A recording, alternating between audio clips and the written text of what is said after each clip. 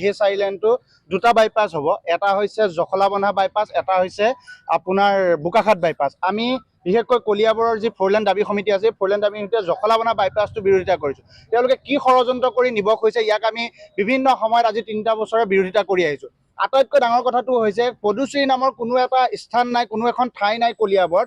তেওঁলোকে জখলাবন্ধা বাইপাছটো পদুশ্ৰী নাম দি পেলাই তেওঁলোকে বাইপাছ কৰি নিব বিচাৰিছে, মানুহৰ চকুত ধূলি দি। এই কথাবিলাকক আমি প্ৰত্যাহ্বান জনাইছোঁ কলিয়াবৰ প্ৰত্যেকটো দল সংগঠনৰ লগতে অসম জাতীয়তাবাদী যুৱ ছাত্ৰ পৰিষদ কলিয়াবৰ জিলা সমিতিও। গতিকে এই কথা বতৰাবিলাক কোনো কাৰণতে মানি লোৱা নহ'ব যে আমাৰ গোটেই কথা বতৰাবিলাক আপোনালোকে অলৰেডি গম পাইছে।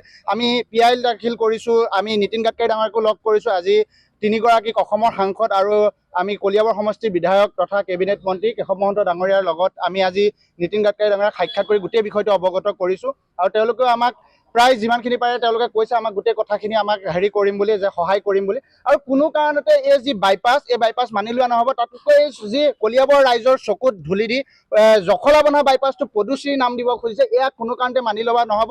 যি আমাক বুৰ্বক বনাব খুজিছে, এয়া আমি কোনো কাৰণতে মানি ল'ব নোৱাৰোঁ। অতি সোনকালে যি বাইপাছৰ সিদ্ধান্ত এয়া বাতিল কৰক। আৰু আমাৰ যি মূল দাবী যে যোনটো আমাৰ এডজাষ্টিং ৰোড, সেই ৰোডে চাৰিলেনটো নিব লাগে।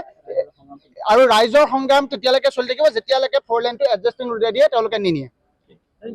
নিৰ্মাণ হ'বলগীয়া যি 4লেনযুক্ত ৰাষ্ট্ৰীয় ঘাইপথ, সেই ঘাইপথত আমাৰ কলিয়াবৰ তিনিআলিৰ পৰা ৰাঙলুলৈকে প্ৰায় 14 কিলোমিটাৰ এই ডিষ্টেঞ্চটো তেওঁলোকে বাইপাছ কৰি নিয়াৰ এটা পৰিকল্পনা কৰিছিলে। আৰু সেইমতে ইতিমধ্যে ছাৰ্ভেৰ কামটো তেওঁলোকে আগবঢ়াই আছে। আৰু এই বিষয়টো লৈ বিগত 3 বছৰ ধৰি আমি এটা সংগ্ৰাম আমি অবিৰতভাৱে চলাই গৈ আছোঁ ৰাইজৰ বৃহত্তৰ স্বাৰ্থত।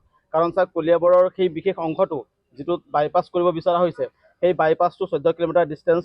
এটা কলিয়াবৰৰ কেইবাখনো অঞ্চল, তাত কুঁৱৈতল, হাটবৰ, হস্পিটেল চাৰিআলি, জখলাবন্ধা, বাগজান, এই বিস্তীৰ্ণ এলেকা, এই এলেকাত বসবাস কৰা মানুহখিনিৰ জীৱন আৰু জীৱিকাৰ প্ৰতি চৰম এটা ভাবুকি আৰু প্ৰত্যাহ্বানৰ আমি সন্মুখীন হ'ম বুলি আমি অনুভৱ কৰি এই সংগ্ৰামখন আমি আগবঢ়াই নিছোঁ।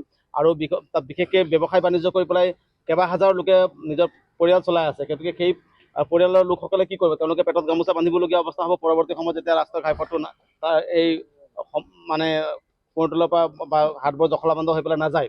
তাৰ লগতে আৰু এটা বিষয় আছে আমাৰ মানুহৰ জীৱনৰ প্ৰতি। চাওক, আজি এই যি বিস্তীৰ্ণ এলেকা, যিখিনি এলেকাৰ কথা আমি কৈ আছোঁ, সেই এলেকা হাতী মানুহ আৰু হাতী আৰু বাঘৰ এটা সংঘাতৰ এটা জেগা, য'ত নেকি আমি প্ৰতিদিনে আপোনালোকে সংবাদ মাধ্যমৰ যোগেদিও বাতৰি পৰিৱেশন কৰি আছে যে বিভিন্ন সময়ত হাতী মানুহ সংঘাতৰ ফলত মানুহৰ মৃত্যু পৰ্যন্ত হৈছে। গতিকে এই ফ'ৰলেনটো আমাৰ লাইফলাইন, এই ফ'ৰলেনটো আমাৰ মেৰুদণ্ড, এই ফ'ৰলেনটো আমাৰ জীৱন জীৱিকাৰ চালিকা শক্তি। গতিকে আমাৰ মেৰুদণ্ডটো যদি ভাঙি দিয়া হয়, আমাৰ লাইফলাইনটো যদি আমাৰ আঁতৰ কৰি দিয়া হয়, তেনেহ'লে আমি জীয়াই থকাত আমাৰ বহুত সমস্যাও আমি সন্মুখীন হ'ম। গতিকে ৰাইজৰ বিপুল দাবীত আজি ৰাইজে আমাক যি নিৰ্দেশ দিছে, ৰাইজৰ সেই নিৰ্দেশ আৰু ৰাইজৰ সেই কথাখিনি পালন কৰি আজি আমি এই বিষয়খিনিত আজি সন্মানীয় কেন্দ্ৰীয় মন্ত্ৰীগৰাকীৰ লগত সাক্ষাতত মিলিত হ'লোঁ। আমাৰ সম্পূৰ্ণ ডেলিগেশ্যনৰ তৰফৰ পৰা বিশেষকৈ আমাৰ বীৰেন্দ্ৰ বৈশ্য ডাঙৰীয়া বিষয়খিনি মন্ত্ৰী মহোদয়ৰ লগত সবিস্তাৰে তেওঁ যুক্তি সহকাৰে তেওঁ দাঙি ধৰিলে।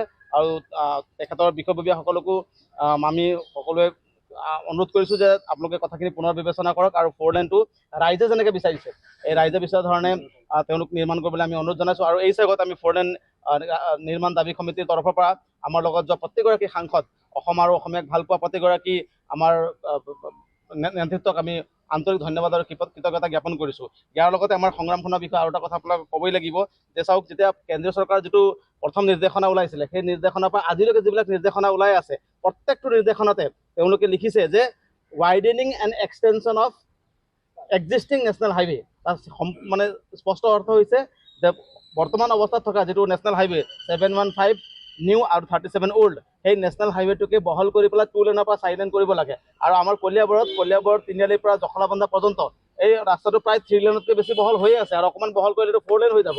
কিন্তু সেইটোকে নকৰি কি চক্ৰান্তত, কাৰ স্বাৰ্থত এই 4 লেনটো পথাৰৰ মাজেদি, কৃষিভূমিৰ মাজেদি, জলাশয় নষ্ট কৰি আৰু চাহ বাগান উচ্ছেদ কৰি পেলাই নিবলৈ ষড়যন্ত্ৰ কৰা হৈছে, আমি বুজি পোৱা নাই। আৰু এই কামবিলাক প্ৰকৃতি বিৰোধী কাম।